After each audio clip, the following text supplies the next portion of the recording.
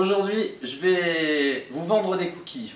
Vous allez accepter, même en fait par téléphone, que je vienne directement chez vous pour vous les vendre, sans vous cacher mes intentions. Et puis, dans nos discussions, je vais aussi clairement baisser votre tarif si vous êtes un artisan ou si vous êtes un commercial face à moi. Tout ça en utilisant une technique d'influence sociale. Bienvenue, je suis Jérôme Bourbousson. Vous êtes dans la formation Gagner en impact sur les autres de l'ouvrage du même nom. Et on est ici dans une capsule technique. La technique du jour, c'est le pied dans la bouche. Alors, en référence à la technique d'un nom proche, le pied dans la porte, c'est donc une extension un peu différente. Je vous donc renvoie à cette capsule-là pour ceux qui ne l'ont pas vue. Il va s'agir ici, quand autrui ouvre la bouche pour dire quelque chose, de lui mettre le pied à l'intérieur, c'est-à-dire de garder sa bouche ouverte, de lui dire « j'ai bien entendu ce que tu as dit et tu vas t'y tenir ». Quelque part, cette technique se rapproche aussi d'une gravure dans le marbre, j'y reviendrai, dans la suite des diapositives. On démarre tout de suite avec la rubrique suivante, un défi scientifique dans lequel les chercheurs ont une requête et ils vont essayer d'obtenir un oui de leurs interlocuteurs en sachant qu'a priori la requête est pas très enthousiasmante pour l'interlocuteur. C'est l'expérimentation de base. Alors, l'expérimentation de base, quelle est cette requête avec laquelle les chercheurs vont sur le terrain? Alors, ils vont sur le terrain, ils sont au téléphone, ils contactent des participants et ils leur disent, voilà, on est une association caritative, on souhaiterait venir chez vous et pour vous vendre des cookies, que vous nous en achetiez. Bon, vous voyez que la requête n'est pas simple, et donc dans la première condition expérimentale, les participants vont se voir présenter la requête directement, comme ça, brute, pour qu'on ait une idée du taux spontané d'acceptation des individus. Alors, si on présente les choses comme ça, combien acceptent? Pas beaucoup. Seuls 10% acceptent, ça va être donc notre point de référence. Ce qui est intéressant, c'est la deuxième condition expérimentale. Un autre lot de participants vont se voir la requête présentée un peu différemment, puisqu'elle se présente de la sorte, je vous le mets, le chercheur va démarrer par téléphone en disant « Bon, comment allez-vous » L'autre répond par politesse « Oui, ça va ». Et là, c'est là où le pied dans la bouche se produit, heureux de vous l'entendre dire. Et j'enchaîne avec la même formulation de requête qu'initialement. Donc la seule différence, elle est ici dans ce qui est noté en rouge. Le pied dans la bouche, c'est donc le deuxième lot de participants, heureux de vous entendre dire que vous vous sentez bien, vous avez dit que vous vous sentiez bien, j'ai mis mon pied dans votre bouche pour la tenir ouverte, et bien on a un taux d'acceptation qui est plus de 2 fois supérieur au taux d'acceptation spontané. On a donc réussi à avoir de l'influence sociale par cette technique sur autrui et augmenter le taux d'acceptation de notre requête. On rentre dans les détails de cette technique avec la deuxième rubrique, c'est bien comprendre la technique. Alors, pour bien comprendre la technique, je vous ai mis en haut ici l'esprit général. Il s'agit donc, quand on fait un pied dans la bouche, de s'enthousiasmer des propos d'autrui, de la posture dont autrui témoigne. Il nous dit qu'il se sent bien, et là, tac, je suis enthousiaste, mais quelle bonne nouvelle d'entendre ça, je suis heureux de vous l'entendre dire. C'est exactement ça le pied dans la bouche, tel qu'il a été mobilisé. On va voir comment ça peut se concrétiser dans d'autres situations. Il va y avoir deux versions. La version classique, c'est une version où, dans la discussion avec autrui, sans l'avoir trop prévu, autrui va dire quelque chose qui m'intéresse, qui témoigne d'une posture favorable, il est content d'être là, ou il est prêt à négocier, prêt à faire des efforts sur son prix, ou bref, tout ça m'intéresse. Et dès que je l'entends, je vais mettre le pied dans la bouche à ce moment-là. Donc la seule chose que j'ai à faire moi, c'est la deuxième étape, c'est de me réjouir immédiatement de ce que je viens d'entendre. D'accord? Donc on est vraiment là dans le pied dans la bouche. Et ensuite, je pourrais présenter ma requête en lien avec ces éléments-là, en augmentant le taux d'acceptation. Voilà ce que ça donne dans un extrait de conversation illustratif. On écoute. Vous savez, on devrait pouvoir vous proposer un bon prix. Bon, ben super, je m'en réjouis. Parce que j'aime vraiment vos produits, mais on m'a demandé de retenir le prestataire le moins cher. Donc, je vais pouvoir boucler ce dossier. Voilà, vous voyez, donc on est manifestement dans une situation avec un commercial qui dit bon, on va pouvoir vous faire un bon prix, ce qui est un discours presque gratuit, hein, presque entendu, c'est pour rassurer inconsciemment l'interlocuteur sur le prix. Et bien là, pied dans la bouche, oh là là, je me réjouis de ça, j'avais peur que vous soyez plus cher que le concurrent que j'ai vu la semaine dernière, et puis qui m'a proposé tel tarif. Et donc là, l'autre est un peu mal à l'aise d'avoir dit ça. Vous l'engagez fortement dans ce qu'il a dit de manière assez légère. Et c'est dans ce sens-là où ça ressemble à la gravure dans le marbre, même si ici il va y avoir une dimension émotionnelle un peu plus forte. Hein. C'est pas le tout de dire ah, j'espère que vous tiendrez parole, d'avoir dire que vous faites un bon prix. Là, c'est juste plutôt dire je suis content de ce que j'entends. Alors, la deuxième version de cette technique, elle est un tout petit peu plus complexe, c'est-à-dire qu'au lieu de se réjouir de ce qu'on vient d'entendre, sans l'avoir contrôlé, on va essayer de l'extorquer.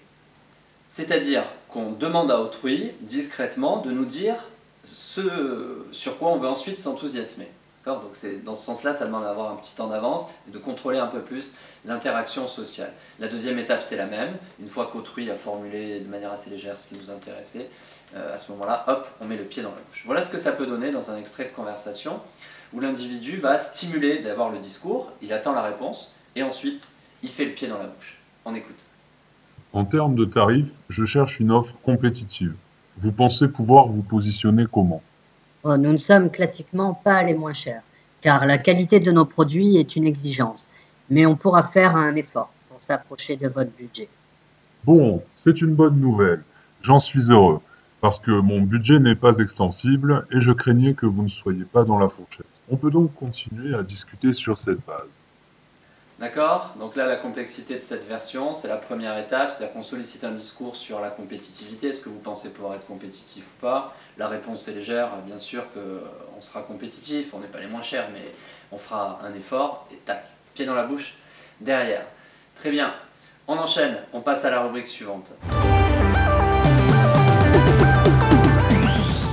Pourquoi ça marche? Pourquoi cette technique fonctionne? On rentre un peu du coup dans la psychologie de l'interlocuteur. Quand je me réjouis ouvertement de ce que vient de dire autrui, le premier axe d'efficacité, c'est le même que celui de la gravure dans le marbre. C'est-à-dire que je viens de fixer son propos, je viens de rendre son discours beaucoup plus engageant, il est responsabilisé vis-à-vis de son discours, que ce qu'il avait en tête au départ. Donc dans ce sens-là, c'est une gravure dans le marbre. Et on peut résumer ça ici, vous l'avez, en disant que finalement autrui reçoit une forme d'injonction, d'obligation, de poursuivre en cohérence, en consistance comportementale, donc essaie de rester cohérent avec ce que tu as dit. Mais là où on est dans le pied dans la bouche, c'est qu'on a ajouté une dimension émotionnelle, c'est-à-dire que je suis heureux d'entendre ça, ça veut dire si tu n'es pas cohérent, bah, on risque de se fâcher. C'est-à-dire que là, j'ai engagé la tonalité émotionnelle qui va contraindre l'individu. La technique est aussi là. Mais ensuite, on a un autre mécanisme, c'est-à-dire que quand vous faites un pied dans la bouche, inconsciemment, autrui se sent aussi écouté. Vous êtes quelqu'un d'attentif. Si je vous dis bonjour, comment ça va, et que vous me dites ça va, je vous dis ah ben c'est une bonne nouvelle, je suis heureux pour toi et la journée qui s'annonce. Inconsciemment, il y a quelque chose de l'ordre, tiens, lui c'est quelqu'un d'attentionné, qui écoute les choses qu'on dit, c'est pas une question posée et puis il enchaîne autre part. Et ça, ce sont des éléments liés à l'empathie qui sont favorables à l'acceptation des requêtes, en tout cas un jugement favorable sur nous-mêmes. Troisième rubrique, c'est le résumé. Alors, en résumé, à cette étape-là, qu'est-ce qu'on peut dire? Il s'agit donc de repérer chez autrui un discours évoquant une posture qui nous est favorable. Hein, et on peut soit juste la repérer, soit en amont la solliciter. Donc c'est la solliciter et repérer. Ensuite, on se réjouit ouvertement de ce qu'on vient d'entendre et plus tard, on formule notre requête. Rubrique 5, les conditions d'efficacité. Alors quand est-ce que cette technique marche bien, quand est-ce qu'elle marche un peu moins bien? Qu'est-ce qui vient moduler son efficacité là? Tout d'abord, cette technique sera d'autant plus efficace que vous la conduisez avec finesse et discrétion. C'est pas simple, quelqu'un vous dit comment ça va, il dit je vais bien, oui ça va, d'enchaîner en disant mais qu'est-ce que je suis heureux d'entendre ça, je suis content pour toi, quelle bonne nouvelle, parce que j'avais vraiment des doutes sur ça. Là, on va dire il en fait beaucoup. Donc il faut faire ça finement, il faut se montrer heureux de la posture, mais avec une discrétion certaine.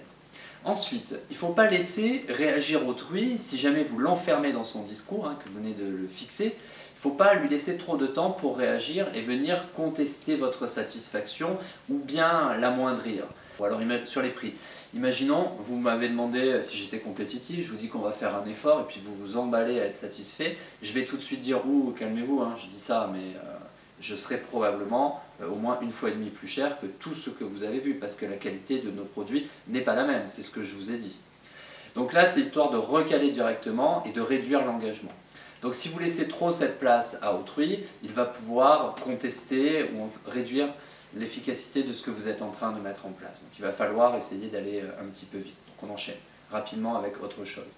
Et ensuite, l'efficacité maximale sera face aussi à des personnalités particulières. Si vous avez face à vous quelqu'un qui n'aime pas du tout reconnaître ses erreurs, quand il dit quelque chose, il n'aime pas dire « Ah non, je vous avais dit ça, mais non, non, non, c'est autre chose », c'est-à-dire qu'il y a un peu d'ego et tout ça, bah, ces personnes-là, si vous fixez leur discours, si vous enthousiasmez de ce qu'elles ont dit, elles vont agir en cohérence beaucoup plus que le feraient d'autres personnes plus versatiles, par exemple.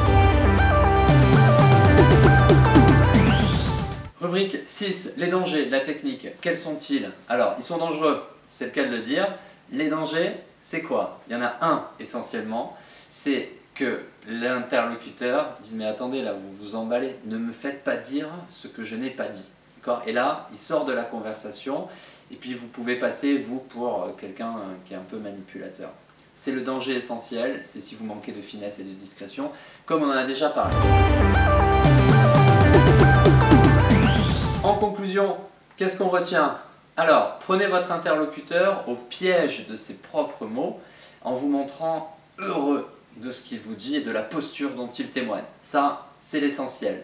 Et ensuite, c'est une technique qui, quand elle est bien menée, si je n'interviens pas tout de suite pour me désengager de ce que vous venez de dire, elle sera très difficile à contrer. Le besoin de cohérence qui a été stimulé est très fort. Je vous remercie, je vous donne rendez-vous dans une autre capsule technique, notamment la gravure dans le marbre si vous ne l'avez pas vue, ou le pied dans la porte, qui sont les deux techniques qu'on a évoquées ici. À bientôt.